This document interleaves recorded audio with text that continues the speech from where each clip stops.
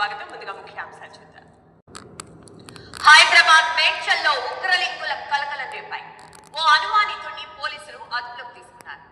జాహిద్ ఖాన్ అనే వ్యక్తి ఉగ్రవాదంతో సోషల్ మీడియాలో టచ్ లో ఉన్నట్లు పోలీసులు అనుమానం వ్యక్తం చేస్తున్నారు. ఉగ్రవాద గ్రూపుల్లో జయశంకర్ భూపాలపల్లి జిల్లాలో భారీ అగ్ని ప్రమాదం జరిగింది.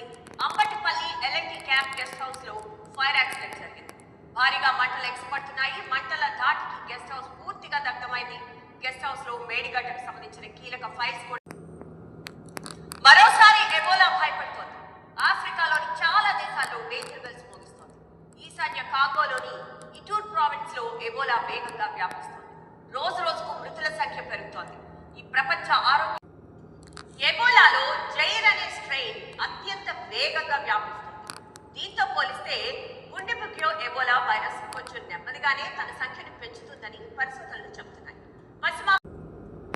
మిడిల్ ఈస్ట్ వార్తోనే ప్రపంచమంతా కలవరపడుతూ ఉంటే రష్యా ఉక్రెయిన్ మధ్య కూడా ఉద్రిక్తతలు ఏ మాత్రం తగ్గడం. ఉక్రెయిన్ రాజధాని కీవ్ పై రష్యా భారీ స్థాయిలో డ్రోన్లు క్షిపణులతో దాడి చేసింది. ఈ దాడిలో ప్రాణ నష్టంతో పాటు ఇప్పుడు చిన్న విరామం తీసుకున్నాం. అబద్ధాలు అరాచకాలే జగన్ రాజకీయ చరిత్ర అంటూ బీటెక్ రవి మండిపడ్డారు.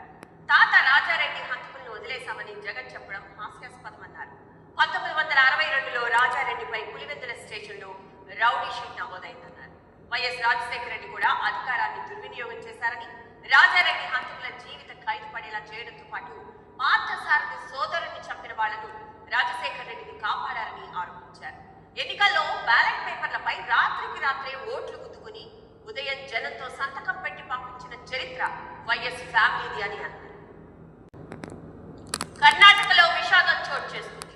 తట్టెహకల్లు నదిలో మంచినీటి గుల్లలు సేకరించేందుకు వెళ్లిన ఒకే కుటుంబానికి చెందిన 8 మంది చనిపోయారు. మరో 2 గల్లంతైనట్లు పోలీసులు తెలిపారు. మృతుల్లో 7 మహిళలు ఉన్నట్లు సమాచారం. ఇవి ఈ బులెటిన్ విశేషాలు. మరో బులెటిన్లో మళ్ళీ కలుద్దాం. అప్డేట్స్ కొనసాగుతూనే ఉంటాయి.